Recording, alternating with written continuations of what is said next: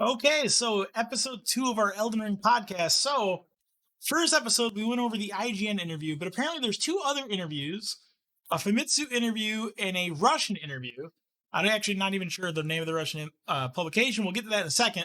So, with these interviews, we got to take it more with a grain of salt because, translation is a real problem. And like the Russian one, that's, the Russian website translating from Japanese and someone else translating the English from Russian. And so we'll try to be a little less we'll be a little more cautious with these ones.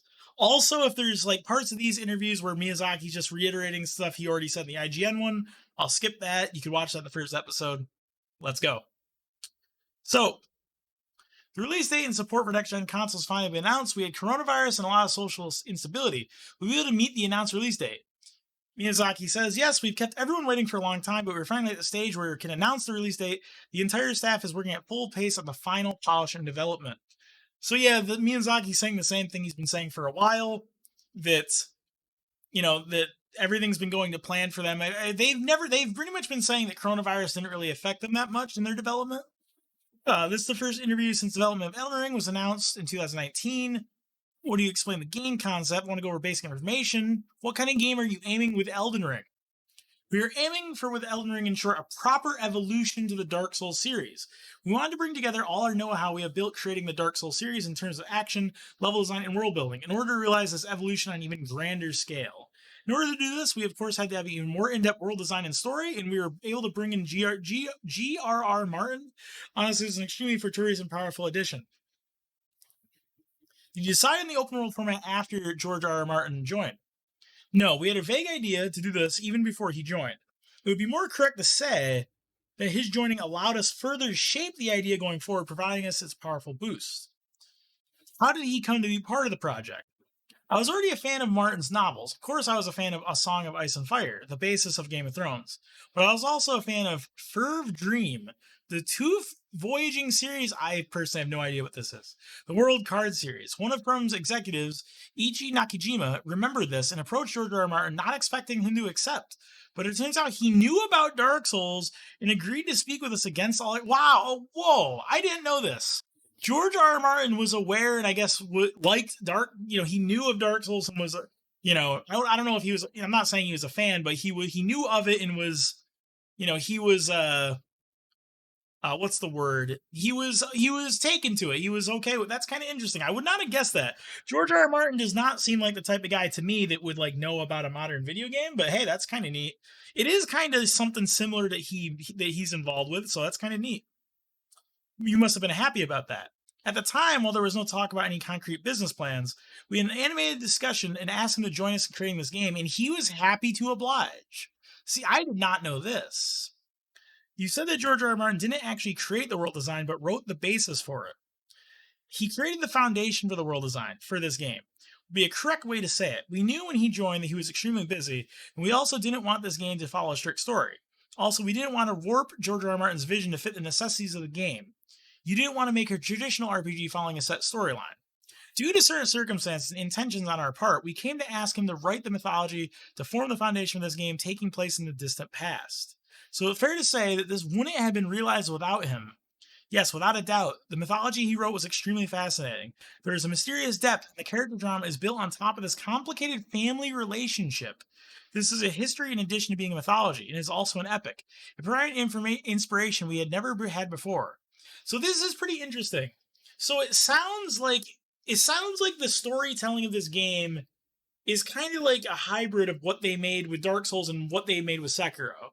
It seems like they're trying to have it more of the Dark Souls structure where there's like much more about like the ancient past and the lore, but there's also more of a connection with your character in relation to these other characters. Because they talk about how your character's part of like this family stuff. It's kind of interesting. It's interesting how that's going to pan out. I hope it sounds like it could be very cool. There's a protagonist, but they don't have a defined personality, correct? We didn't imagine a specific protagonist in this game like we did in Sekiro.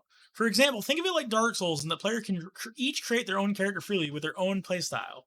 What exactly is this tarnished protagonist? It's a long story, but okay, of course. Oh, here we go. We're getting into it now. There is a land in this game called the Lands Between that is blessed with a golden tree. The land is the stage for Martin's mythology. A race called the demigods received the blood of the divine queen Marika, and our heroes that rule the land have received a particularly powerful blessing. All who have received this blessing have a golden light in their eyes, but these people have lost this light. They are called tarnished because they have lost this golden light from their eyes and are driven out of the lands between. The tarnished, who is the protagonist of the game, is a descendant of the people who are driven out of the lands between. And now, when the Elden Ring, which forms the source of the blessing of the Golden Tree, has been shattered, this once lost blessing is returned to the Tarnished who reside outside the lands between. It is a rumbling to become the king, which beckons you the lands between into the Elden Ring. So the protagonist's goal is to become the king of the lands between they have been driven from. That's right, that is the clear beckoning of the blessing.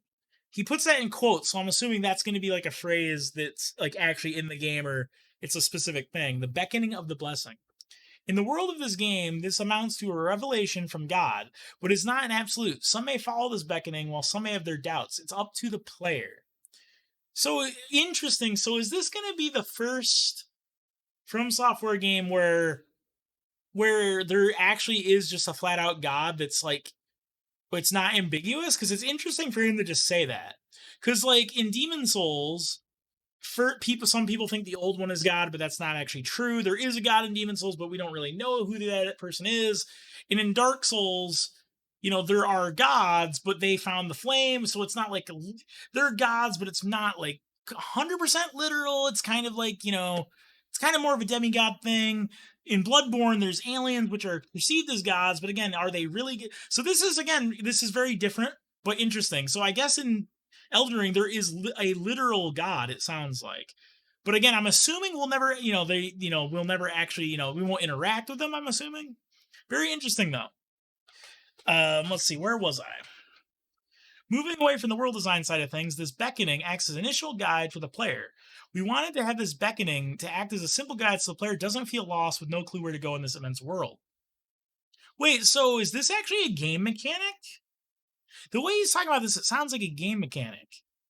Moving away from the world design side of things, this beckoning acts as initial guide for the player. So I'm guessing, like, maybe this is actually something that happens where, like, this god character communicates with you some in vague way at the beginning of the game to tell you where you should go. That's kind of interesting. It sounds like he's referring to that as like a game mechanic. That's interesting. So there is a beckoning that guides the player's path, yes, but you can choose to ignore it. So that is one of the degrees of freedom in the game, which means there might be multiple endings in this game as well. Yes, there are multiple endings and many ways to arrive there. It's one of the features of this game, and the degree of freedom in progressing through the game is much higher in the Dark Souls series. That's certainly something to look forward to. So yeah, it sounds like whoever God is in Elden Ring, at the start of the game, actually does communicate with you in some way and to direct you, but you can ignore God. You can be a dirty nihilist in Elden Ring and just ignore God. That's pretty metal. There are multiple endings and many ways to arrive there. Okay, yeah, we read that. That's certainly something to look forward to. If you take boss fights, for example, very few absolutely have to be beaten, and the order of or timing is up to the player in many cases.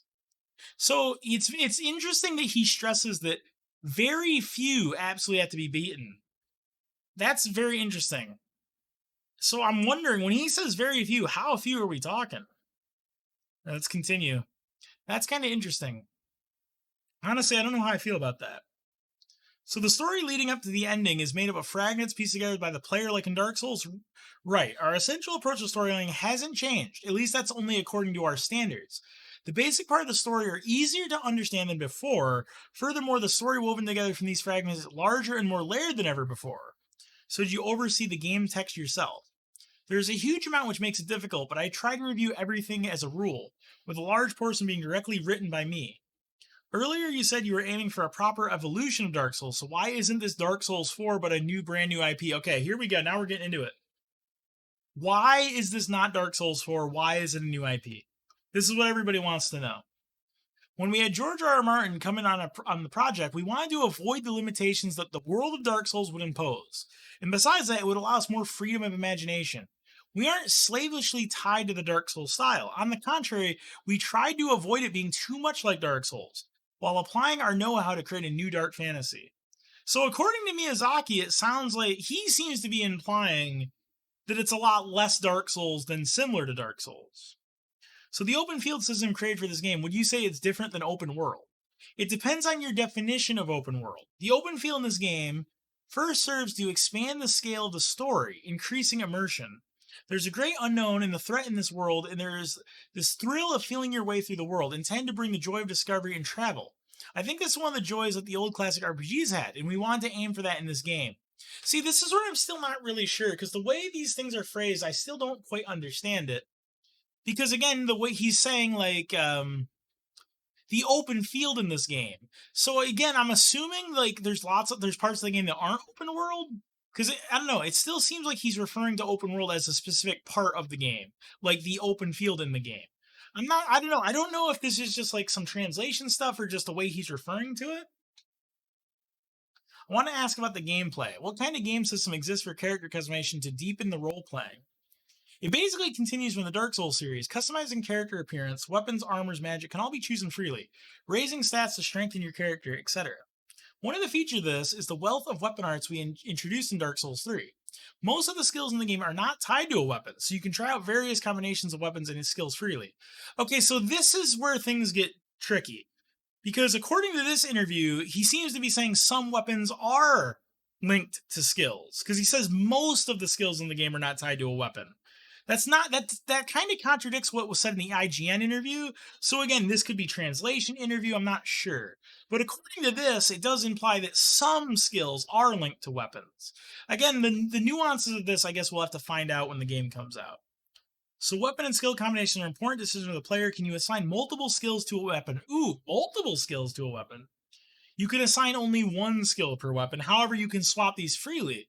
There are about 100 in total. There is also quite a selection of weapons. Finding your favorite combination will be one of the things to enjoy. Also, completely separate from this, it is possible to summon spirits. Okay, we know about this. Allies and fight with you in the correct place. There's the same element of collecting and equipping that exists with weapons, armors, magics. Yeah, spirits are basically based on enemies and have their own individual character that is quite varied. You can summon a shield character to protect you from behind. Summon archers to aid your advance. Place decoys to attack enemies from behind. They have many strategic uses. Whoa. This is cool. So, is he saying that the enemies you summon have specific AI and will try to fill specific roles for you? Like, if you summon a guy who has a shield, he'll try to, like, stay in front of you and block. If you summon an archer, he'll try to stay behind and snipe things. That's interesting. They don't just do random shit. That's really cool. That's really neat, if that's how it works. That's cool. Can the spirits level up? For example, to the point where you can use them against bosses. Yes, they can. Just like with weapons, you can choose which spirit to level up. Choose which ones to level to match your strategy or preference, or even some spirits which aren't of much use but are quite lovable. Wait, you can level up this. Wait a minute. That's. Whoa, we didn't know. The IGN interview didn't mention this. So wait a minute. So you're saying is it possible to get a certain spirit and power level them and just like have them kill a boss for you? Like, how far could this be pushed? Could you like try to beat the game as like a pacifist playthrough? I wonder if that's possible. I wonder if that's a challenge run you could do. Like, spirit only. Beat the game with just finding the best spirit and then leveling him up and having him kill everything for you. Like, imagine there's like a Black Knight mini boss and you make him a spirit and you pump him up. Now that is interesting. That sounds really fun. That could be a whole different way to play the game. Wow, that's pretty pog. Oh my goodness. Okay, we didn't know about that. From Software's games are known for their difficulty. Instead of making the action easier, you take the road of increasing what the player can do in order to deepen the strategy. Is it the same in Elden Ring? Yes, and this trend is even stronger in Elden Ring. Like the spirits I was mentioning, you don't have to rely on pure mechanical skill, but can use strategy to defeat your enemies. We're emphasizing a strategic approach to combat in this game. Another good example of this is the new stealth mechanics. By staying low and hiding in the grass, you can approach enemies undetected and look for a good opportunity to attack. To change topics, more examples of new game action include horseback riding and jumping. You can jump? Yes, you can. You can jump for a heavy attack. You can jump to avoid low attacks. More importantly, I feel it allows a greater degree of freedom and exploration. It appears that so I guess you can still use jumping in combat like Sekiro. That's not what I was expecting.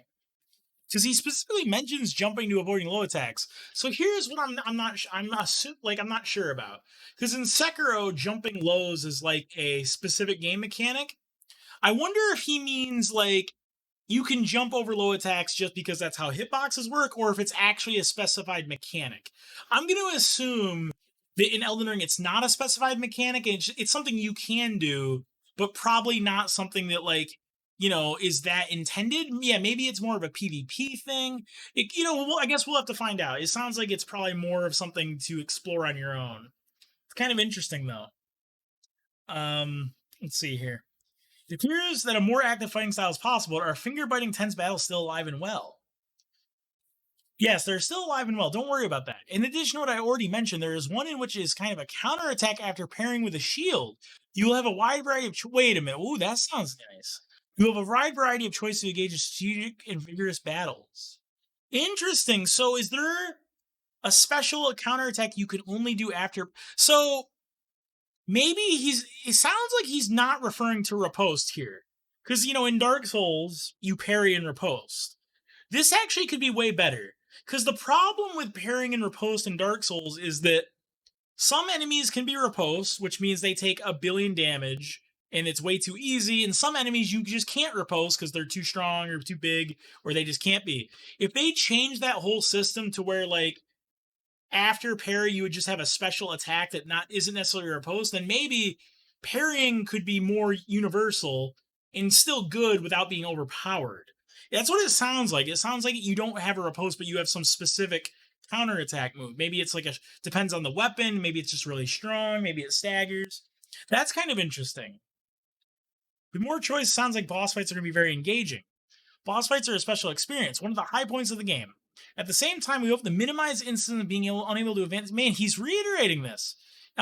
This kind of concerns me, I'm not going to lie. We hope to minimize instances of being unable to advance in the game because the boss is too hard. Like I said in the beginning, this game is designed with freedom in mind. You can put off fighting hard bosses, and some but not all bosses are not need to be beaten at all. I plan on asking about multiplayer. Okay, but before I get to that, like, I get what he's saying about how, like, oh, you can just fight a different boss, so this one's too hard. But it is I gotta admit, it's kind of strange to see Miyazaki harping so much on, oh, we don't want players to find bosses to be too hard. Sorry about that. Just taking a sip of my water. I don't know. I don't know. I might be overreacting to this. Let's see. The game, can you adventure through the game world with your friends? Yes, there are a few exceptions, but multiplayer is possible even in the massive open field. You can even go straight into boss battles together. However, during multiplayer, you can't use your horse, so be warned. That's so weird. I don't understand that. I don't get that. So, if someone invades you, does your horse just disappear, or is it just co-op? I really don't get this. This is very strange. Because I was hoping that you and your boys could ride horses together. But you just can't do that, I guess. In a few exceptions of multiplayer might just be story stuff. I know, that seems so weird to me. So you just can't use horses in multiplayer? One thing that struck me about boss is the uniqueness of each one's design. One of the features of boss in this game is that because they are based on the demigods of George R. Martin's mythology, they aren't just enormous and twisted, but we emphasize a certain heroic and mysterious aspect. All the demigods have their own backbone as a character, which makes them more appealing characters than simple bosses. I like that. That sounds more like Sekiro, where the bosses have more defined character. This may be hard to answer, of course, it will involve trial and error, but how difficult will it be compared to Sekiro or Bloodborne? That's a difficult question, but I think it will be less difficult mechanically compared to the titles you mentioned. Sekiro is perhaps an easier comparison, because in Elden Ring you can choose to level up or engage in co-op play. In that way, I think it's closer in difficulty to Dark Souls 3. Even compared with Dark Souls 3, you have new strategic options, summoning spirits, and stealth. This, along with a lower barrier to engage in co-op play, should mean that while it will still be a meaty challenge, you should be able to get through it. So yeah, this is consistent with what he said in the IGN interview. He seems to be saying that Elden Ring will be a lot easier than Sekiro, but it'll be around Dark Souls 3 level, but he seems to be implying that it might even be a little bit easier than Dark Souls 3, but around that level. Because around Dark Souls 3 level, but you have more, you have more options that can lower the difficulty, co-op's easier. So around Dark Souls 3 level, but maybe a bit easier. The game field seems to be enormous. How will players progress through the story? Basically, we want you to explore freely. Something may happen while exploring, prompting you with further goals. At the same time, the beckoning of blessing mentioned earlier will be the main story choice. There are NPCs who nudge you along this path, so you shouldn't be stuck not knowing what to do. This beckoning is not a forced choice, so you have the freedom to ignore it if you like.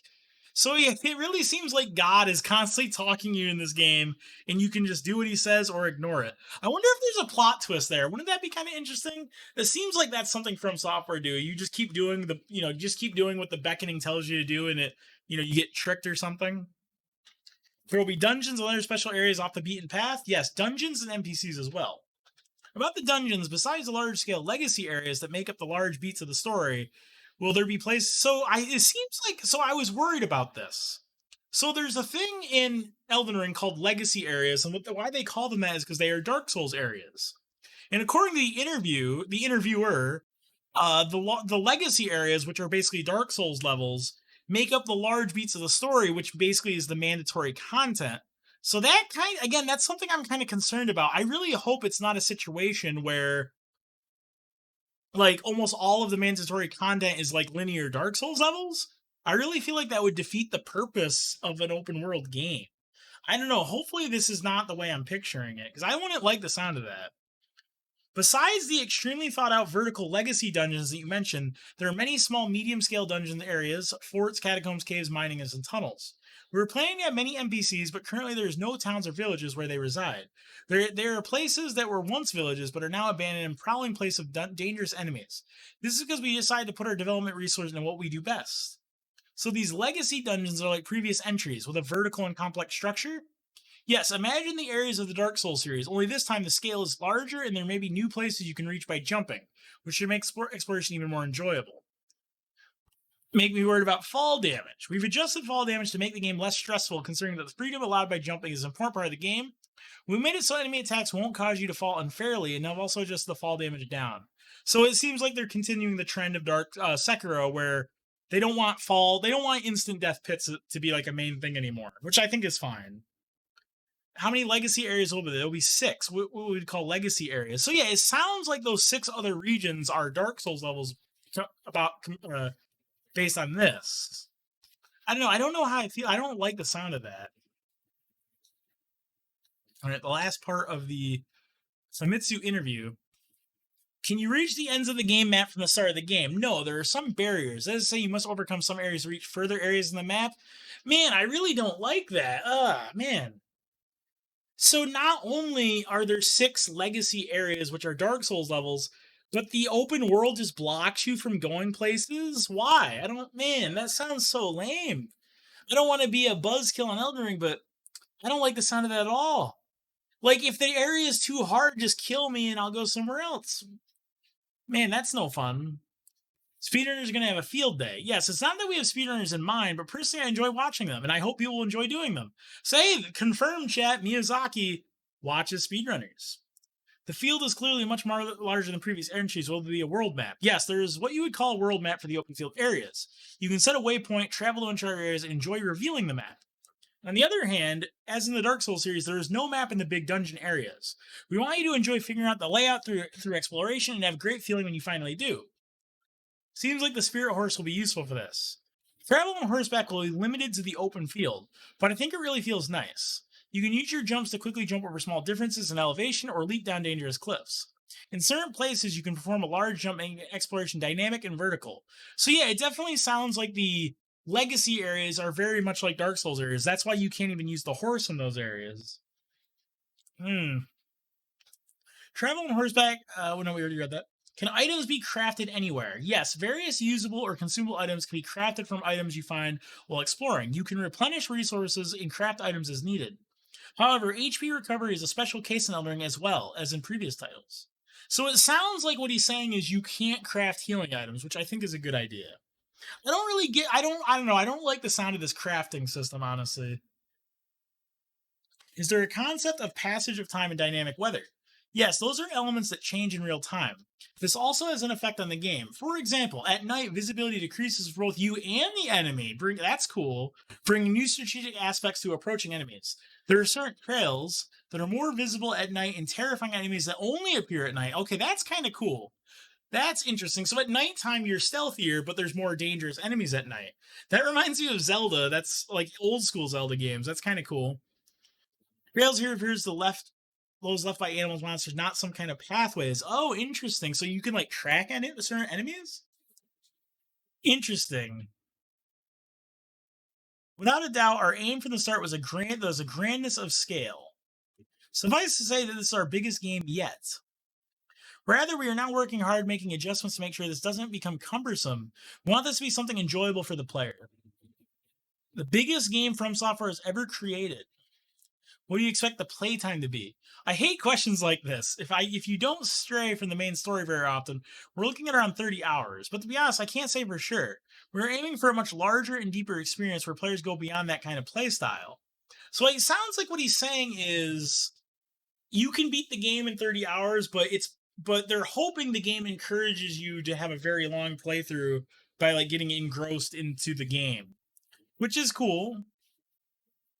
Seems like the playtime will vary depending on whether you play online or not. You say you are still working on how exactly co-op play and PvP will work. What other features are you expecting to have?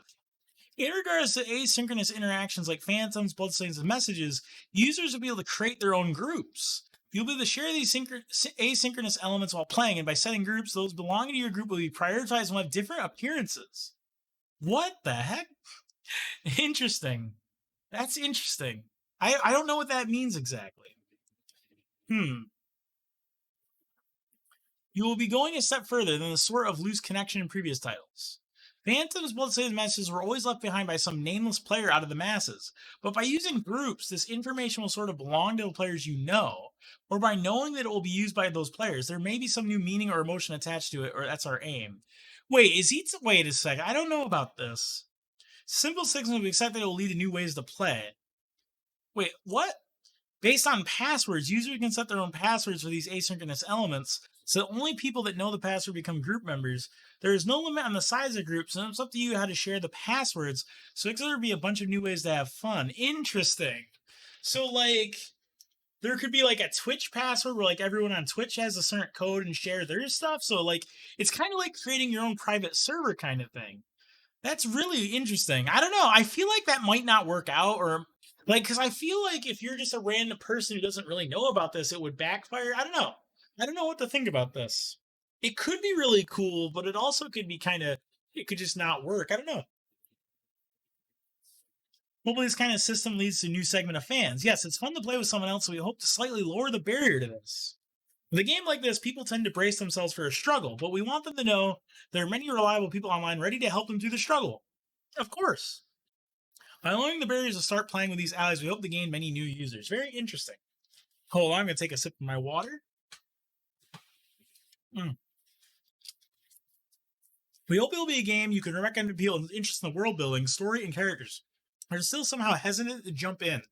So it really sounds like with Elden Ring, they're trying to, get a larger audience. They're trying to get more people into these games. That seems to be a big focus of the game. It could work. This Elden Ring is very hyped up. A lot of people got their eye on it. Maybe it'll work. It really seems like Elden Ring, they really want to get a whole group of new people into these games. What I've learned about the game from this talk and expectations are even higher. I look forward to the new challenge From Software has set for itself. The entire staff is all out working hard to make the game that players will enjoy. I know it's a bit of a cliche, but please look forward to what's coming. Okay, so that was the Famitsu interview. So now we're just going to briefly look over the Russian interview. This one's going to be very brief because, again, this is translated Japanese to Russian to English. So we're going to take this one with a grain of salt. Go through this one kind of quickly because there's probably a lot of repeat information here. Yeah, like this very first question, we already read this. Why not Dark Souls 4? We can skip that.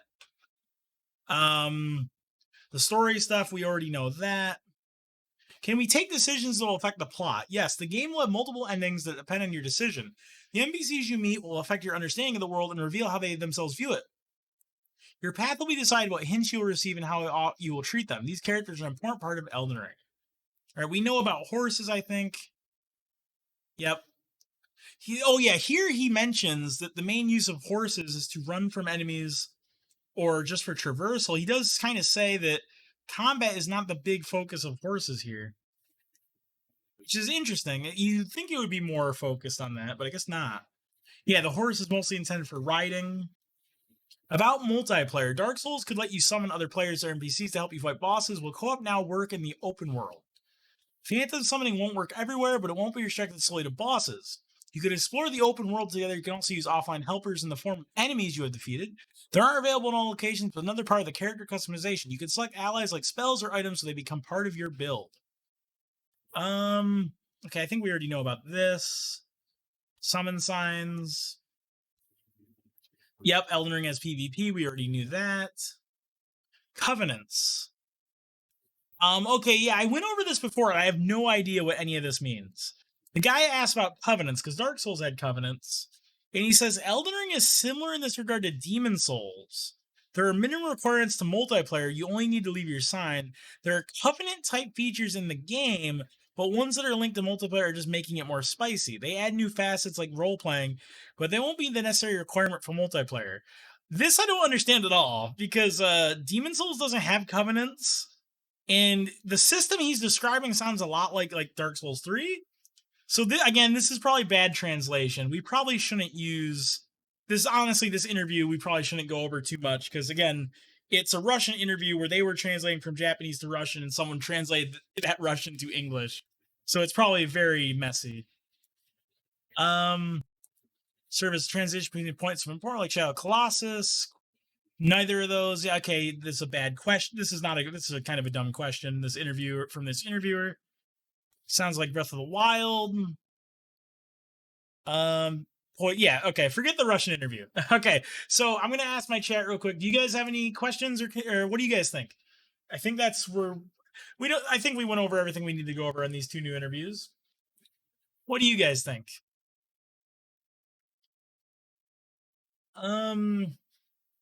Let's see. If guild members could leave useful items for the other guild members in caches around the world, that'd be cool, Apple. But I don't think you can. I don't think that's what he was meaning. That'd be kind of cool, though. But again, you could always trade in Dark Souls. God, Demon Souls had color stones for each type. Well, Demon Souls, it was just you had a stone for invading and a stone for co-oping, basically. It wasn't like covenants. Like, Demon Souls doesn't have covenants. Trying to appeal to a wider audience. Yeah, it definitely seems like it, which, I mean, they've been doing that for a while, but it seems like that's a really big focus of Elden Ring. Much more better than Dark Souls 4. Yeah, it doesn't sound that much like Dark Souls, honestly. Like, obviously, it's kind of what Miyazaki said. It's an evolution of Dark Souls. It's like they're building upon Dark Souls, so it obviously has similarities, but it's also very different. Still slightly worrying, but honestly, I'm optimistic. Yeah, I do have some concerns about the open world stuff and some of the combat stuff, but I think the game will be good, you know? There's some things we just won't know until we play the game. So I think that's going to wrap up episode 2 of the Elden Ring podcast. So we did learn some interesting things about, like, the spirits especially. That sounds really cool. So, we'll see if we have more information, like, next week or so. Bye, YouTube.